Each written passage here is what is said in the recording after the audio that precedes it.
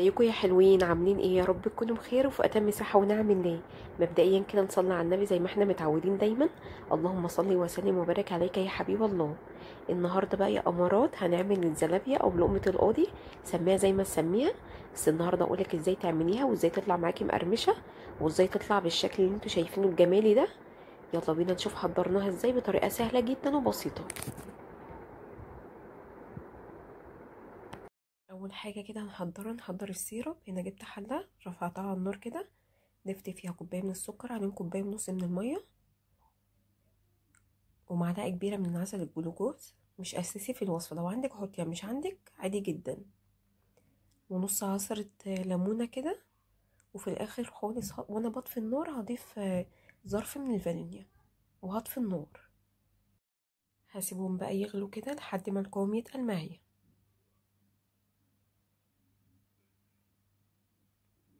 اول حاجه حضري السيرب عشان احنا عايزينه بارد خالص.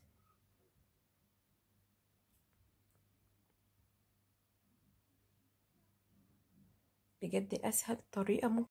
ومعلقه كبيره من السكر ونص كوبايه ميه دافيه، انا كل اللي هستخدمه. هنا بقى انا بعمل اختبار للخميره زي ما انتم شايفين كده، هقلب كويس جدا واغطيهم. اول ما الاقيها عملت معايا فوم كده يبقى الخميره شغاله ومعايا كويسه.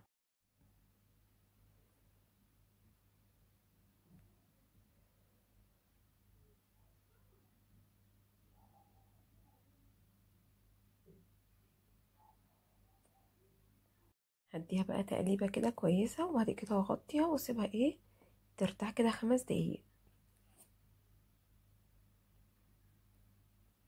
هنا بقى السيرب كان خلاص جاهز معايا، طفيت عليه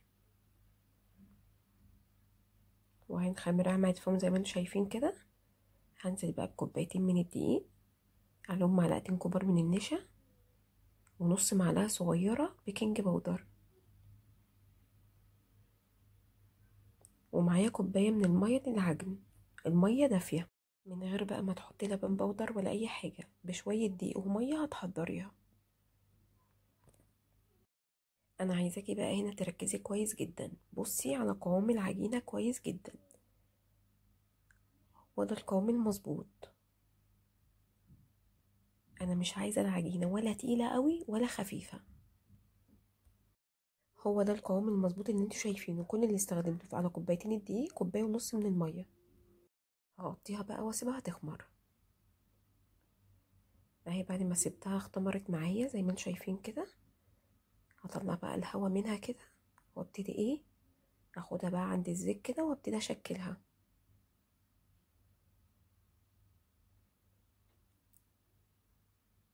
هنا معايا معلقه كوبايه فيها حبه من الزيت كده، معلقتين من الزيت. واخد بقى العجينه بين ايدي كده زي ما انتوا شايفين.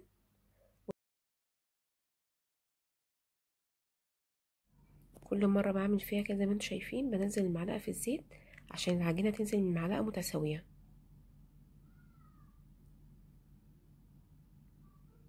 خطوه الايد دي هي اللي بتديك الشكل كانك جايباها من بره بالظبط، يعني انت اللي بتتحكمي فيها حجمها من ايدك.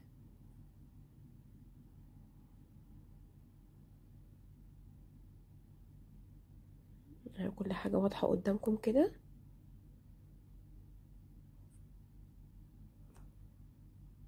احنا بقى هنقليها على مرتين عشان تطلع معاكي مقرمشه زي بتاعت بره بالظبط.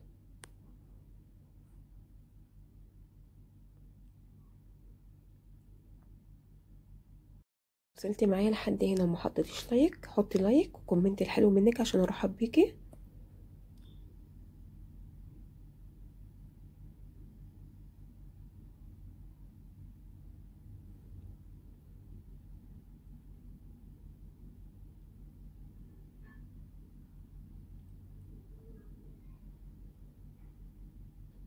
اخرجها بقى كده من الزيت وهقليها مره كمان، تاخد لون بسيط كده واخرجها من الزيت.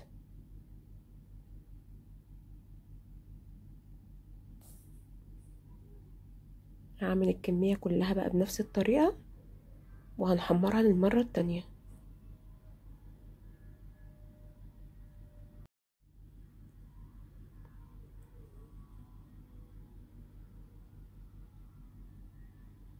لما بنحمرها مرتين بتطلع مقرمشة معاكي.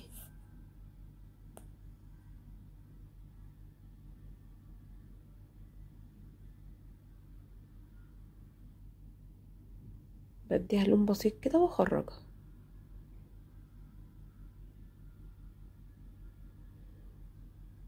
هنا بقى بعد ما خلصت الكمية كلها هنزلها بقى للمرة التانية، احمرها بقى لحد ما تاخد اللون الذهبي اللي انتوا هتشوفوه دلوقتي.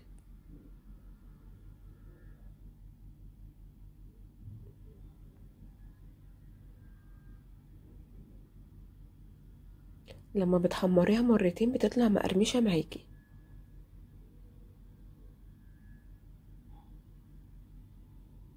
النار متوسطة.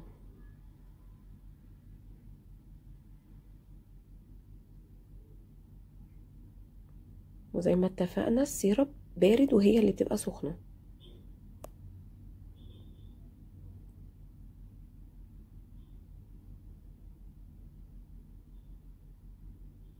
والنار متوسطة زي ما قلت لكم.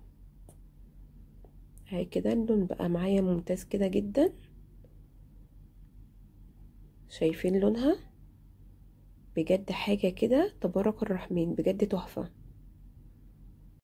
حابة بقى تعمليها بالسكر، بدل ما تحطيها في السيرب تحطيها في السكر وهي سخنة، او بالشوكليت، اي حاجة تفضليها اعمليها.